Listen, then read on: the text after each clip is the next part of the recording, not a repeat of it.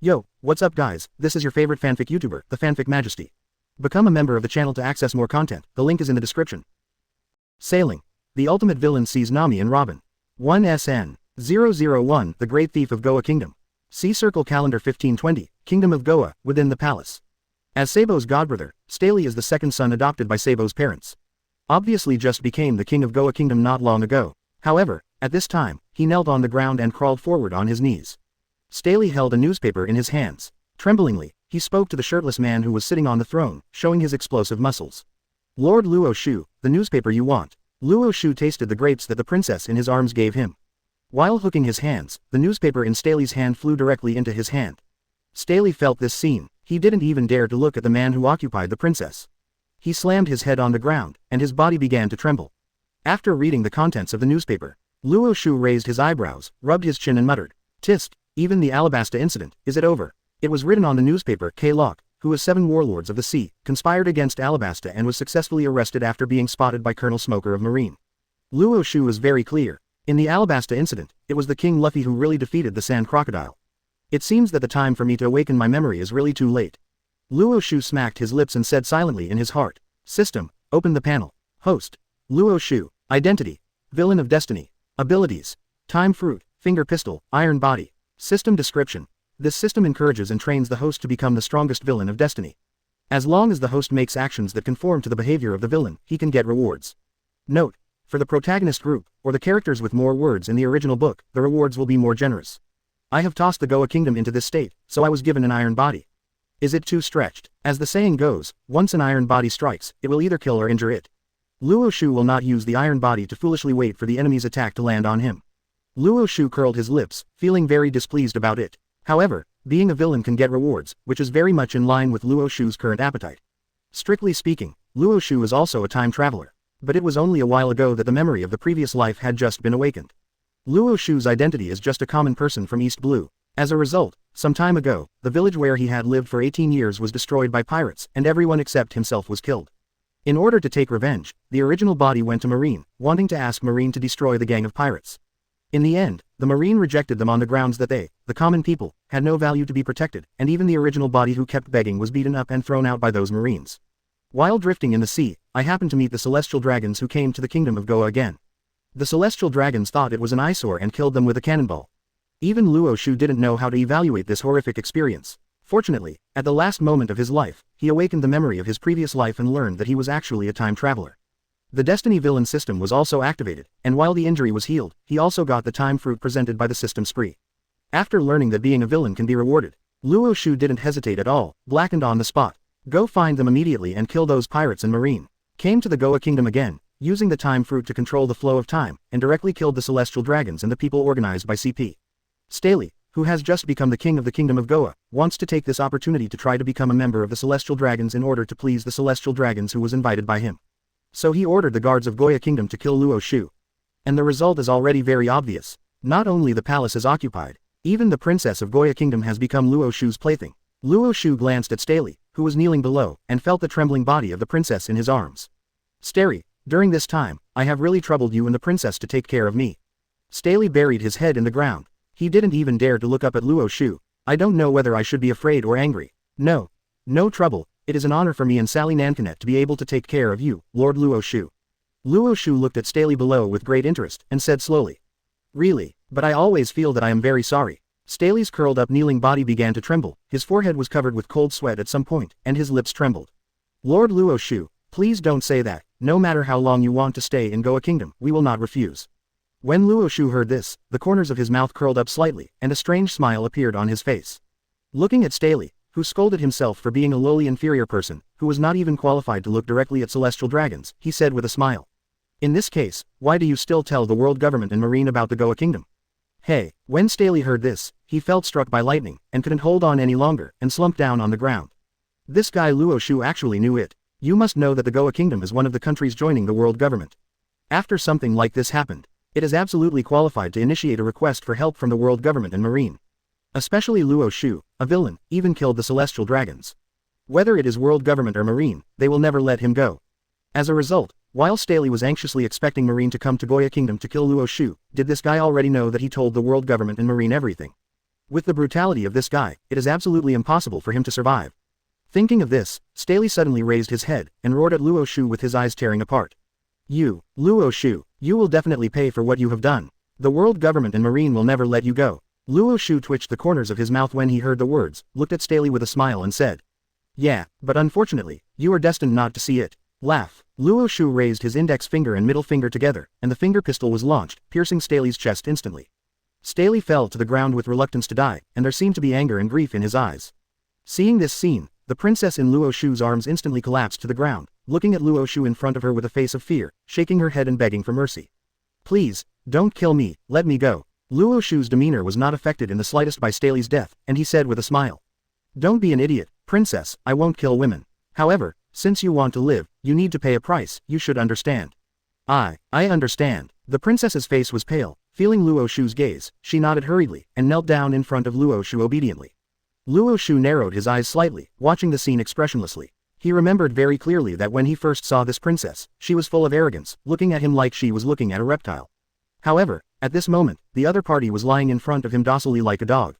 It is this kind of transformation that is the most addictive. 002 The wine cellar in Windmill Village.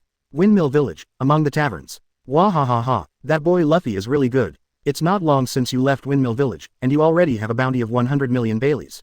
Luffy's bounty seems to be increasing faster than that guy Ace before. Quote. Bandit Dayton's family is gathering in this tavern, celebrating Luffy's bounty of 100 million Baileys. And Machino, who is the proprietress of the tavern, then put his hands on his chin, a trace of worry flashed in his eyes. Luffy must have encountered many dangers along the way, right? After hearing Machino's words, Dayton patted the table in front of him hard, grinning loudly. "Don't worry Machino, that brat, Luffy, is absolutely fine. Not only does having Ace help him, but if he's in danger, that Garp guy won't sit idly by. I just don't know, which of the two brats, Luffy or Ace, will become the One Piece in the end." Dayton's words were unanimously approved by her subordinates, and they all spoke up. Boss Dayton is right. As the grandson of the Marine hero, how could Luffy's life be in danger? He must have had a lot of fun along the way, right? Ha ha ha ha hiccup. Machino looked at Dayton and his group who were obviously drinking too much, smiled helplessly and shook his head. Dayton's words seemed to make sense. Luffy is not just Mr. Garp's grandson. Even Mr. Shanks, who is the New World 4 Emperors, is his guide to becoming a pirate. Ace has become the captain of the Whitebeard Pirates. Even Luffy has a bounty of 100 million Baileys. Unfortunately, Sabo was killed by that celestial dragons back then. Thinking about Sabo, the smile on Machino's face gradually disappeared, and there was a bit of sadness in his eyes. While Dayton was bragging about how he taught Luffy before, the door of the tavern was suddenly pushed open, and a figure walked in slowly. Machino looked at this handsome young man with black hair and black eyes, and an elegant smile on his face, and asked, "Hi sir, are you here to buy wine?" Facing Machino's question, Luo Xiu thought for a moment, then said with a smile, "That's right, I heard that the proprietress of this tavern is very good at making wine, so I thought of coming over to taste it." Machino felt a little embarrassed when he heard the words, and waved his hands while sending Luo Xiu the fine wine he brewed himself. "You flatter me. Wow ha ha ha, kid, you have a good eye. The sake made by Machino is very delicious." Dayton's chubby face turned red from being drunk, and he yelled at Luo Xiu carelessly. And Luo Xiu looked at Dayton with interest, and asked with a smile while tasting the wine Machino brought. "Is that the straw hat Luffy you were talking about? I have to say that in this world of One Piece, it seems that everyone who has a relationship with Wong Luffy, no matter who they are or what they have done, can directly clean up in the end. Whether it's the bandits Dayton, or the deserters Wong Kebi and Beru Meber who made great contributions in the Summit War. What's more, even the Murloc Hachi of the Dragon Pirates, who has occupied Kokoyashi village for so many years, ended up becoming a friend of the protagonist group. In Luo Xiu's view, there is no real good person in this One Piece world. Of course, those so-called villains are completely incompetent. In this case, Luo Xiu didn't mind at all, giving them a little villain shock. Dayton froze for a moment, put the wine bowl in his hand on the table, and said with a confused expression, "Do you know that kid Luffy?" Sensing the eyes of everyone in the tavern, Luo Xiu said with a smile, "I know, of course I know, we are friends." Luffy's friend. After hearing Luo Xiu's words, whether it's Dayton's group or Machino, they all came to the spirit directly. Dayton asked repeatedly with bright eyes, "Luffy's friend, are you on good terms with Luffy? How did you two meet?" Faced with Dayton's repeated questions, Luo Xiu did not answer immediately, but looked at Dayton and his group on the opposite table with great interest. Luo Xiu took a sip of the fine wine and said with a smile, "The relationship between us is good, of course, so good that I think I can kill him now." The voice fell. In an instant, the tavern fell into an extremely strange and silent atmosphere. Dang clang. The wine bowl in Dayton's hand fell on the table. Dayton, who reacted abruptly, stood up. Facing Luo Xiu on the opposite side, he glared angrily and growled, What did you say? You be asterisk asterisk asterisk asterisk asterisk D, you want to trouble Luffy. Like a furious lioness, Deiden immediately picked up the stick beside him, and put on a posture ready to strike. It seemed that as long as Luo Xiu dared to say such a word again, the stick in her hand would directly hit Luo Xiu's head. Not only Deiden, but her subordinates also looked eager to try. Seeing this, Machino at the side quickly grabbed Daiden's arm and tried to persuade him repeatedly. Okay Deiden, don't get excited. Sir, may I ask, is there any conflict between you and Luffy? Luffy, he's a nice guy. Well, really good. Fortunately, it won't be long before the vicious prisoners of Impel Down will be released. Luo Xiu smacked his lips and stopped thinking about these things. In this world full of law of the jungle and full of villains, if you want to survive better, there is nothing more suitable than being an unscrupulous villain. Since he can get richer rewards for doing evil against the protagonist group and those characters with more ink in the original novel, then Deiden and his gang have become the targets that Luo Xiu wanted to hunt and kill from the very beginning. Thinking of this, Luo Xiu temporarily ignored Deiden, but hooked the corners of his mouth, looked at Machino and said, "This kind of thing is not important. I'm here, but it's just for you. Your brewing skills are really good, then, follow me from now on, and only let me taste the brewed wine." Feeling Luo Xiu's burning eyes, Machino took 2 steps back unconsciously, his face full of panic and bewilderment. On the other hand, Deiden stood in front of Machino without any hesitation when he saw this, raised the wooden stick in his hand and roared at Luo Xiu. "Little devil, get out of here immediately. Otherwise, you will never even think about leaving." 003 Machino, who compromised and accepted his fate. Not only Deiden stared at Luo Xiu, her subordinates even surrounded Luo Xiu directly. Some of them drew out their knives, looked at Luo Xiu and said with a sinister smile, "Boss Deiden, it seems that we have been silent for too long, even this kind of brat dares to trouble Machino in front of us. Kill him, let him take a good look at how powerful our Deiden and his gang are." Quote. These days, anyone who can be called a thief, whether it is a pirate or a bandit, has no life in his hands. Deiden and his gang are just because they are afraid of Garp, and because they are on the side of the protagonist, they seem to have a bit of warmth. However, without waiting for Luo Xiu to make a move, Machino directly grabbed Daiden's arm and said with a look of resentment, "Daiden-sang, forget it, don't kill him, just let him go. Tisk, she is really a gentle and kind liquor seller." However, the more Machino is like this, the more curious Luo Xiu is. What will she look like after her evil depravity? "Machino, you are just too kind." Deiden let out the same exclamation as Luo Xiu, but it was unacceptable that Daiden's face was already full of displeasure. He raised the wooden stick in his hand and pointed at Luo Xiu, and said viciously, "Didn't you hear that just now? This brat, he said he was going to kill that guy Luffy. I absolutely won't allow it, let this brat find trouble with Luffy." As Daiden's words fell, Luo Xiu stood up slowly, looked at the bandit Deiden and his group opposite, and said slowly, "That's such a coincidence. For me, you are as much prey as Wong Luffy. Also, some of your nonsense is too much." Just when Deiden and Machino were wondering what Luo Xiu meant by Wong Luffy, Luo Xiu raised his index finger and middle finger together, aiming at Deiden on the opposite side. Finger pistol, laugh. A piercing sound sounded, and Daiden's bloated body collapsed and fell heavily to the ground. Boom. Boss Deiden. Daiden's heart was pierced, and the hot scarlet blood spread on the surrounding floor in the blink of an eye. After seeing this scene, the pupils of the thieves dilated suddenly, and their eyes were full of anger and disbelief. They raised their sticks or sabers one after another, and rushed towards Luo Xiu. Luo Xiu didn't hesitate at all, and directly killed these bandits with finger pistol, turning them into corpses lying on the ground. In just an instant, the situation has undergone such an earth-shaking change. The bandits Deiden and his gang who were still celebrating Luffy's 100 million Bailey bounty in the tavern turned into a few still warm corpses. Seeing this scene, Machino collapsed powerlessly on the ground, tears gushed from his eyes, and wept bitterly in a low voice. Daiden-sang, everyone, why exactly, why on earth did you do such a thing? Machino raised his head and stared at Luo Xiu with tears in his eyes. The originally gentle face was now full of hatred. She really couldn't understand. This man who appeared from nowhere, first said that he wanted to kill Luffy, then said that he wanted to let herself go with him, and then directly killed Deiden and the others. Deiden and the others, how did they provoke him? Luo Xiu sat back on the chair, folded his arms around his chest, and looked at Machino who was slumped on the ground. This kind of appearance of pear blossoms with rain really makes people unconsciously have the desire to destroy it.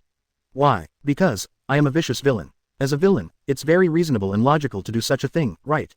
Machino froze. She couldn't understand the bright and gentle smile on Luo Xiu's face. How can this man show a gentle look? On the other hand, he did such a cruel thing. Machino took a deep breath, and although tears were still pouring from his eyes, he said in a very firm voice, "You kill me. It is absolutely impossible for me to leave with you. Even if it is death, I will never." To Machino's surprise, after hearing what he said, not only was Luo Xiu not annoyed at all, but he even raised his fingers and raised his chin with a smile. Luo Xiu bent slightly, put his face close to Machino's, and said slowly with a smile on his face, "Really, even if I kill everyone in Windmill Village, you won't leave with me, will you?" Obviously Luo Xiu's voice is full of magnetism and sounds extremely gentle, but Machino is like falling into an ice cave. Machino stared at Luo Xiu's handsome face in dismay, as if her heart was held by a big hand, making her feel like she couldn't breathe. What do you mean? The corners of Luo Xiu's mouth curled up slightly, and he spoke leisurely. It means, Machino, you don't want to see the villagers of Windmill Village, because of your refusal, all of them died, right? The desperate Machino almost fainted. Luo Xiu in front of him has become a demonic existence in Machino's heart. His meaning is already very clear: if he dares to refuse, then the entire Windmill Village will cease to exist. After seeing with his own eyes how Luo Xiu killed Dayton's gang, Machino had no doubts that he could really do it. Mr. Garp, who is the pride of Windmill Village, is not here, and Ace and Luffy have also left. Dayton and his gang, who were killed by Luo Xiu just now, are already the biggest support of Fengshe Village. For the kind and gentle Machino, no matter what the price is, she is unwilling to see the villagers of Fengshe Village killed by Luo Xiu. Machino was silent for a long time, and finally said in a low voice, ashamed. I'll go with you, as long as you're willing to let the villagers of Windmill Village go. Hearing this, Luo Xiu let go of his hand with a smile and said softly. Then, let me feel your sincerity. Machino looked at Luo Xiu blankly, his face full of puzzlement. What does it mean? Luo Xiu chuckled. What do you think? Feeling Luo Xiu's gaze, Machino finally reacted belatedly. At this moment, in Machino's heart, Luo Xiu has become synonymous with devil. You just brutally killed Dayton and the others, so you forced yourself. No, absolutely cannot compromise with this guy. However, if he refuses, will everyone in the village be brutally killed by him like Dayton and the others? Machino had been at war for a long time, but after thinking about the villagers of Fengshe Village, he finally chose to compromise and obediently lay down under the table where Luo Xiu was. 004 Time stops. Bold ideas. Luo Xiu ignored the corpses of Dayton and his gang scattered on the ground in the tavern. Not only did my mood not change because of this, but my thoughts became clearer. Luo Xiu is very clear, although there is no in-depth description of Dayton and his gang in the original plot. But they are bandits. But after being captured by Garp, Dayton and his gang did not continue to do the bandit business. However, if you think about it with your you can guess, before that, how could Dayton and his gang not have innocent blood on their hands? Don't you see, the bandit king Sighu clamored to kill 56 4 emperors like Shanks. Like Dayton and his gang, they are all bandits, so what kind of behavior is they like? The reason why they can be loved by many people in the original plot is simply because they belong to the camp of the protagonist group. Luo Xiu narrowed his eyes slightly, and a look of enjoyment appeared on his face. Raising the wine bowl on the table, savoring the fine wine made by the wine seller Machino. If you think about it carefully, in the original book, there are quite a few vicious guys, just because the relationship with the protagonist group has changed from bad to good, and because of this, they have been bluntly whitewashed. Don't say anything else, just the deserter Wong Kebi and his good friend Belumbo are the two biggest wonders. In the Summit War, which is crucial to Marine, first he was a deserter, and then by his own power, he prevented Akainu from killing Luffy. He even stepped on his horse in front of the eyes of people all over the world. As a deserter, he turned around and severely reprimanded Akainu, the Marine Admiral. This kind of thing really feels like a ghost no matter how you think about it. But what happened? After the Summit War ended, not only did Kebi and Berumeber not be punished for it, but they were promoted. At the very beginning, in Luo Xiu's eyes, the world of One Piece was indeed full of passion.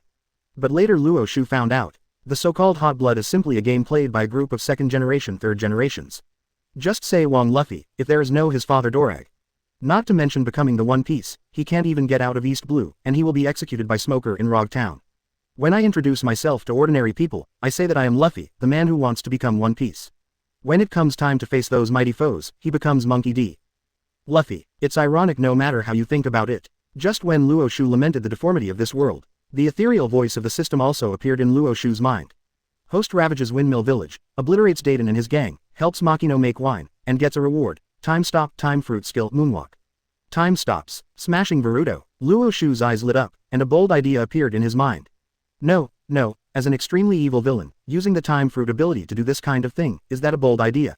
That's just as it should be. However, what really moved Luo Xiu's heart? After waiting for the time fruit ability to awaken, I am afraid that what can be done is not only manipulating the flow rate of time, but also making time stop. Those who have been dead for many years, maybe it is also possible to use this ability to pull it to the current timeline. If Luo Xiu remembers correctly, Bell Mel seemed to be in his 20s when he was killed. Stand with Nami and Nuo Chigao today. Isn't it like sisters? Even, it's not just Bell Mel. Nicole Albia, the mother of Nico Robin. Mrs. Time of Wanokuni. Aren't these all good goals? I am a dignified villain of destiny, it is reasonable to do such a thing. The corners of Luo Xiu's mouth curled up slightly, and an evil smile appeared on his face. The smile on Luo Xiu's face made Machino shudder, and after cleaning up the water stains on the table and the spilled wine, he said in a low voice. Well, can I bury Dayton's body? Hearing this, Luo Xiu smiled and shook his head. No. You have such a delicate palm, how can I be willing to let you be stained with blood? Machino's body trembled, Obviously the words sounded very warm on the surface, but she only felt fear. After a long silence, Machino finally plucked up the courage to say, "Then let's leave now." Luo Xiu looked at the wine cellar in front of him with great interest, and asked with a smile. "Why, don't you plan to say goodbye to your acquaintances in the village?" When Machino heard this, his pupils shrank slightly, he shook his head and waved his hands in panic, and refused repeatedly. "No, please, I have promised to leave with you, please don't hurt other people in the village." Luo Xiu hugged Machino's slender waist and said lightly, "Then let's go." Machino breathed a sigh of relief in his heart, he didn't even have the courage to turn his head to look at Dayton and the others on the ground, and walked out obediently by Luo Xiu. However, what made Machino almost collapse was that he ran into the village head not far away. Machino was full of worries, for fear that Luo Xiu would brutally kill the village chief as he had done to Dayton and the others. Just as Machino's brain was about to shut down, the village head glanced at Luo Xiu and asked suspiciously, "Machino, what are you?" Seeing that Luo Xiu didn't intend to do anything, Machino said quickly, "Mr. Village Chief, I have something to go out to the tavern, please help me to take care of it recently." Without waiting for the village chief to respond, Machino hurriedly walked away with Luo Xiu. The village chief scratched his head, his old face full of puzzlement. Who was the man holding Machino's waist? How has he never seen it? Why did Machino leave all of a sudden? And, why did he feel that there was something wrong with Machino's walking, as if he was limping? The village head, who was puzzled, shook his head and walked towards the tavern. Seeing that the door of the tavern was not even locked, the village head complained that Machino was obviously very careful, but why he suddenly became like this. However, when he pushed open the door of the tavern, he froze on the spot for an instant. This is Dayton's gang. The village chief, who was frightened by the corpses of Dayton and his gang, almost sat down on the ground. At this moment, a villager from Fengche village ran over quickly and yelled at the village chief. "Village chief, it's not good, village chief. I've heard people say that the king of the Goa kingdom was killed by a young man. Moreover, there was also a celestial dragon who was invited to the Goa kingdom." The village chief leaned directly on the door frame of the tavern, swallowed in horror, looked at the corpses of Dayton and the others inside, and murmured. Could it be that man who killed the king and the celestial dragons? What happened between him and Machino? Why did Machino leave with him? 005 Garp dispatched to arrest Luo Xiu. Naval headquarters, inside the marshal's office. All marine executives present at Marineford have already arrived in this office. Akainu, Aokiji, Kizaru, Garp, and Staff Officer Suru all looked at Sengoku who was sitting at the top. And as Marine Marshal Sengoku. At this time, he was reprimanded by the phone bug in front of him. Sengoku, in the name of 5 elders, this old man orders you Marines to dispatch Marine Admiral immediately to capture that brat named Luo Xiu and hand it over to our world government for disposal. That damn B************ D dared to kill celestial dragons, our world government must make him pay the price. Killing celestial dragons. Sengoku frowned upon hearing this, looked at the phone bug in front of him and asked in a deep voice. Where is he? After hearing Sengoku's question, 5 elders said angrily in a voice that suppressed the raging anger without the slightest hesitation. East Blue, that B********** D, not only killed the celestial dragons, but also killed the king of Goa kingdom. Hearing this, Sengoku's pupils shrank slightly, and his face became serious. Understood, first we'll send Marine Admiral out to capture the other party. After getting Sengoku's answer, 5 elders on the opposite side hung up the phone bug without any hesitation. Sengoku looked at the phone bug and shook his head, then turned his head to look at the Marine executives on the opposite side and said in a deep voice. You heard what the 5 elders said. Whether it's the celestial dragons being killed, or the king of Goa kingdom, a member of the world government, being killed, our Marine must take action. The Marine executives present nodded upon hearing this. Akainu volunteered. Marshal Sengoku, leave this task to me. Before Sengoku could answer, Kizaru shook his head and said, Luo Xiu, this name, I seem to have heard of it just now. Heard about it? Whether it's Sengoku, Akainu, Aokiji, Garp and Crane's staff, all turned their attention to Kizaru.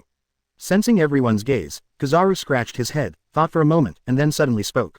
I remembered. The one who massacred the East Blue 154 branch seems to be this Luo Xiu. After hearing Kizaru's words, Sengoku stood up suddenly, glared at Kizaru and said in a deep voice. Porosalino, massacre of East Blue 154, what do you mean? That guy named Luo Xiu, besides killing the celestial dragons and the king of the Goa kingdom, did he do this kind of thing? Not only Sengoku reacted so strongly, Akainu's eyes suddenly became extremely fierce. Even Aokiji, Garp, and Staff Officer Suru all looked very unsightly. I thought it was crazy enough for Luo Xiu to kill the celestial dragons and the king of Goa kingdom. As a result, he didn't even let the Marine of the East Blue 154 branch go. Where did this vicious guy come from? What Sengoku, Akainu and others did not expect was that under their watchful eyes, Kizaru's face suddenly became a little embarrassed. Kizaru scratched his head, lowered his voice as much as possible, and said with some embarrassment. According to the information I got, the reason why that Luo Xiu would massacre the 154 branch. It's because everyone in his hometown was killed by pirates except himself, and Luo Xiu went to branch 154 to ask the Marine there to kill those pirates. But in the end, not only was he rejected, he was even beaten up and thrown out by those sailors. It didn't take long for this incident. Not only were the pirates killed by Luo Xiu, but even Branch 154 was destroyed. After the voice fell, the marshal's office suddenly became silent. They can roughly guess, perhaps, by chance, that guy named Luo Xiu got a devil fruit, with the ability of devil fruit, killed the gang of pirates for revenge, and even destroyed the 154 branch. According to this statement, the 154 branches were wiped out. Didn't they deserve it? No. After experiencing a brief embarrassment, Sengoku's face suddenly became extremely cold, and he slapped the table in front of him and said in a deep voice. Even so, he shouldn't have committed the massacre of Branch 154. Akainu also said angrily with a gloomy face. Leave that guy to me, and I will catch him and let him know what price he will have to pay for this behavior. Just when Sengoku was about to nod in agreement, Garp on the side suddenly spoke. Sengoku, leave the task of capturing Luo Xiu to me. Sengoku frowned and looked at Garp, looked him up and down, and asked in disbelief. You, Garp, are you sure? Garp grinned and nodded emphatically. Certainly, since Garp has proposed to do this task, Sengoku will naturally not refuse. Even if the five elders know that Sengoku entrusts Luo Xiu with the task of capturing Luo Xiu, they will never be dissatisfied. After all, Garp's strength is no worse than Marine Admirals. But before the Marine executives left, Sengoku still kept Garp. Garp, that grandson of yours has made a lot of noise this time. This time, in addition to arresting Luo Xiu, you also have to find that brat Luffy. Tell him to give up being a pirate. Garp scratched his head when he heard that, and grinned. This kind of thing, the old man said. It doesn't matter, that kid Luffy insists on becoming a pirate. What can I do? Sengoku gave Garp a hard look, his face full of displeasure. Garp, enough is enough for you guys. Don't forget, the old man let your other grandson go. What do you want this time? Do you want your grandson to join the Whitebeard pirates? What Sengoku was talking about was obviously Fire Fist Ace, who was currently the captain of the Whitebeard Pirates' 2nd Division. Sengoku was getting more and more angry. Garp is a marine hero. As a result, his son was the leader of the Revolutionary Army. Both grandchildren are now pirates. If this kind of thing gets out, not only Garp will be ashamed, even Marine will be ashamed. Seeing that Sengoku became serious, Garp immediately laughed and patted Sengoku on the shoulder and said, Okay, I'll just tell Luffy. Don't worry Sengoku, I will make Luffy give up being a pirate. If he is disobedient, the old man will personally arrest him. After Sengoku heard this, his complexion improved a little, immediately nodded and waved. Go away. Whether it's capturing Luo Xiu, or letting your grandson give up being a pirate, there must be no accidents. Garp nodded casually, smiled and left the office. Although Garp said that if Luffy is disobedient, he will be arrested by himself. However, if he didn't catch it, then there was nothing he could do. 006 Don't get me wrong, I'm not a good person. Koko Yaxi Village. You are. After Nuo Chigao opened the door, looking at Luo Xiu and Machino standing at the door, doubts flashed in his eyes, and he couldn't help asking. Machino lowered his head slightly, his eyes filled with pity. She knew very well that the woman in front of her might soon end up in the same fate as herself. Facing Nuo Chigao's question, Luo Xiu asked with a smile. Excuse me, you are Nami's older sister, Nokigao, right? Nuo Chigao was stunned for a while, then blinked at Luo Xiu and said. That's right, I'm Nami's older sister. Are you here to find Nami? Nami left with her friends some time ago. Luo Xiu took a deep look at Nuo Chigao, shook his head and said. I'm not looking for Nami, I'm here for you. Find me. Nuo Chigao was even more confused when he heard this. It is different from Nami buying back the village from the evil dragon in order to raise 100 million berries. As the older sister, Nuo Chigao, she has never left Kekiasi village all these years. Luo Xiu suddenly came to the door and said that she was looking for her. But after thinking about it, Nuo Chigao pushed the door open and signaled. Then come in and talk. Seeing Luo Xiu smiling, he walked in directly. With his head slightly lowered, Machino quietly followed behind Luo Xiu. Since leaving Windmill Village, Machino stayed with Luo Xiu all the time. God knows what she has encountered in the past few days. Let's put it this way. On the deck, in the cabin, in the sea, even on the watchtower of that ship. They all left traces of her activities. The power that Luo Xiu possesses is to the point that it frightens Machino. When he learned that he was coming to Kekiasi village to look for Nuo Chigao, Machino's first thought was not to worry about Nojiko. Instead, I breathed a sigh of relief in my heart. Finally, someone can help her share the fire. She Machino, if this continues, I really can't stand it anymore. After pouring a glass of water for Luo Xiu and Machino respectively, Nuo Chigao rested his palm on his chin, his eyes lingering on Luo Xiu and Machino. She always felt that the relationship between these two people seemed a little strange. But this kind of thing has nothing to do with her. It's better to figure out that this man came to find himself. What is the matter? Nuo Chigao shook his head secretly, looked at Luo Xiu and asked. You said you came to see me, so what's the matter? While sipping the water in the glass, Machino secretly looked at Luo Xiu beside him out of the corner of his eye, wanting to see how he would answer this question. Under the watchful eyes of the two women, the corners of Luo Xiu's mouth curled up slightly, and an evil smile appeared on his face. Luo Xiu looked at Luo Xiu who was opposite, and said slowly. Luo Xiu, I came to you because I want you to be my woman and leave Kokoyashi village with me. Hearing this, Machino didn't hold it, and the water glass in his hand fell directly on the table. Boom. Machino, who came back to his senses, trembled suddenly, looked at Luo Xiu and apologized again and again. I'm sorry, I was careless. Luo Xiu just glanced at Machino and didn't say much, which made Machino feel as if a boulder fell steadily from his heart. She was really shocked by Luo Xiu's words. Machino thought of several scenarios, but I still didn't expect that Luo Xiu would be so straightforward. Even Machino reacted like this, let alone Luo Xiu who was the person involved. After a brief moment of astonishment, Luo Xiu, who came back to his senses, stood up abruptly, brought down all the stools, and made a messy sound. What do you mean? Facing Luo Xiu's slightly shy and angry gaze, Luo Xiu not only showed no signs of timidity, but even spread his hands with a smile. Isn't the meaning obvious? Luo Xiu took a deep breath, her towering chest rose and fell rapidly. After a while, Luo Xiu's eyes had become very cold, and he said coldly without even looking at Luo Xiu. Whoever you are, please leave. Those words you said are dreaming. Luo Xiu was very resolute. No matter what Luo Xiu's identity is, she will never compromise with the other party. However, Luo Xiu stretched out his palm to wrap around Machino's slender waist, and said with a smile.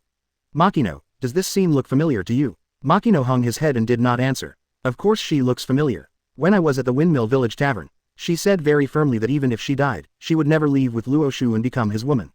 But in the end, after getting along with each other for the past few days, all the functions of her wine cellar have been developed one by Luo Xiu. The Luo Xiu on the opposite side is absolutely impossible to escape this fate. Luo Xiu's words, as well as Machino's reaction, made Luo Xiu feel a little nervous. Feeling Luo Xiu's fiery eyes sweeping over her body, Luo Xiu said bravely. If you have nothing else to do, please get out of here. Luo Xiu twitched the corners of his mouth when he heard the words, and said jokingly.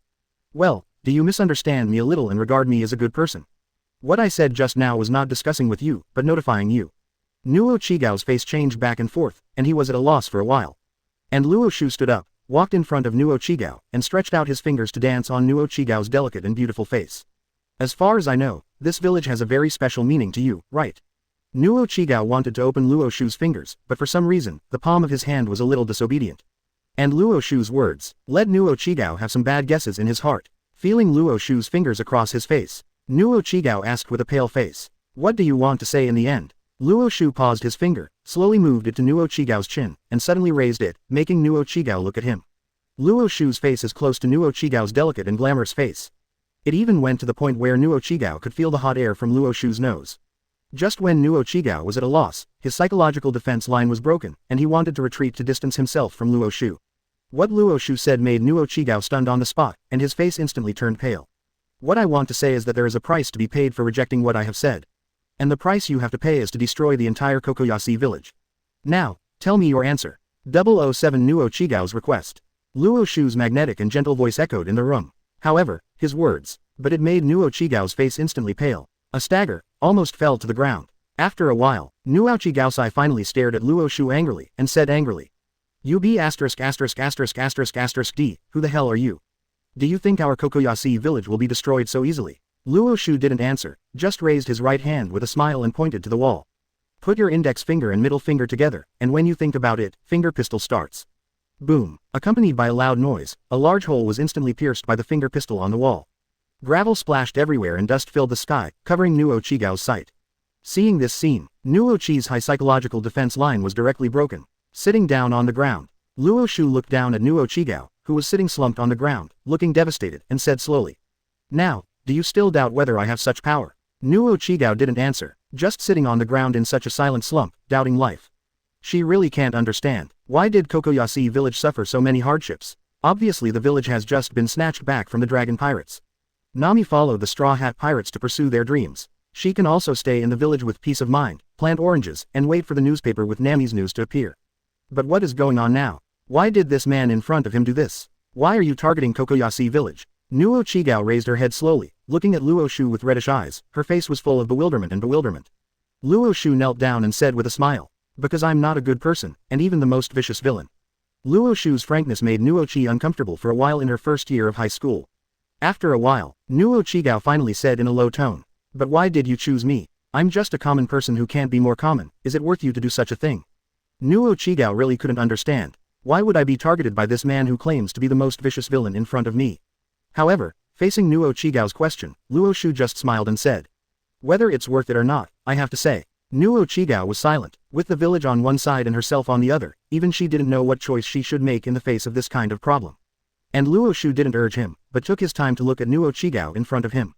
For Luo Xiu, now that he has come to the world of One Piece, he has even activated the Mandate of Heaven's villain system, and has a way to gain power as long as he can do evil. Then of course Luo Xiu wants to let himself go. Not to mention anything else, the experience of being attacked by pirates, marines, and celestial dragons is enough to support Luo Xiu's complete blackening. As long as I promise to go with you, will you let the other people in Kokoyashi village go? Luo Xiu's tone was extremely low, and the expression on his face was dark and unclear. Luo Xiu's eyes lingered on Luo Xiu, and said with a smile, "Certainly. For me, there are only 3 people who are valuable in the entire Kokoyashi village." 3 people. Luo Xiu raised her head and looked at Luo Xiu. "Who are the 3 people you mentioned?" "You, and your sister, Nami." Luo Xiu gave Luo Xiu a meaningful look, and said lightly, "As for the last one, you will know later. I just don't know, when Luo Xiu's time fruit ability awakens and really pulls Bell-Mel, who has been dead for many years, to this timeline. Seeing Bell-Mel come back from the dead, what kind of reaction will Luo Xiu and Nami have? What Luo Xiu expects even more is, what kind of beauty will it be when Bell-Mel, Luo Xiu, and Nami, the adoptive mother and daughter, stand together like sisters?"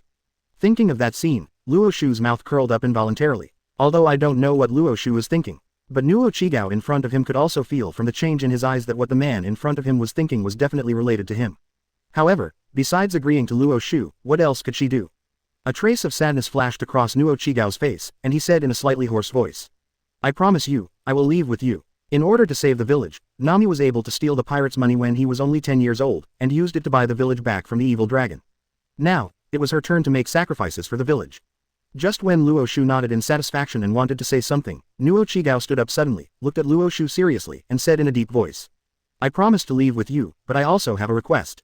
Luo Xiu raised his hand, motioning for her to speak. Luo Xiu didn't hesitate either. After gritting his teeth, a hint of hatred appeared on his face. "I want you to help me kill a marine colonel. As long as you can kill that Colonel Marine and don't implicate Kokoyashi village, no matter what you ask me to do, I can promise you." "Colonel Marine? Is that Colonel Mouse?" Luo Xiu raised his eyebrows. He could clearly feel the anger and hatred emanating from Luo Xiu in front of him. Therefore, in the plot of the original book, it's not that I don't want to trouble Colonel Mouse, but that I dare not. The weirdest thing is, after what happened in Kokoyashi village, not only did the Mouse Colonel not receive any punishment, on the contrary, they can continue to dominate East Blue here. This also means that in this world, there is no real justice at all. Under Luo Xiu's nervous and apprehensive gaze, Luo Xiu nodded and said, "Can." Luo Xiu agreed so simply, which made Luo Xiu somewhat astonished. Don't you ask why?" Luo Xiu asked with a chuckle. "Need to ask." Before Luo Xiu could reply, Luo Xiu stepped forward and grabbed Luo Xiu's slender waist. Feeling the tension and bewilderment of Luo Xiu in his arms, Luo Xiu didn't take it seriously, but said directly, "I don't have so much time to waste here, just follow me now. I'll take you to kill the Marine Colonel you mentioned." As Luo Xiu's voice fell, Luo Xiu's restless heart gradually calmed down involuntarily, and after thinking of what Colonel Mouse did, Luo Xiu's eyes turned red, wishing that Colonel Mouse would appear in front of him right now, so that Luo Xiu could kill him. Machino looked at Luo Xiu with a confused face and was carried out of the house by Luo Xiu, followed behind the two of them, looked down, and sighed in his heart. "It seems that my receiver finally has time to rest. There are more rules related to the work. Readers can take a look to help make the author more motivated to code words. The follow-up plot will only be more exciting, and readers will never be disappointed." Gia 008 Personal Revenge. Evil. As Colonel Marine, Colonel Mouse is the head of East Blue Branch 152. Without any exaggeration, in the sea area under the responsibility of the East Blue 152 branch, Colonel Mouse has the most powerful power. However, at this time, Colonel Mouse was sitting in the office sullenly, with an expression of displeasure and anger written all over his face.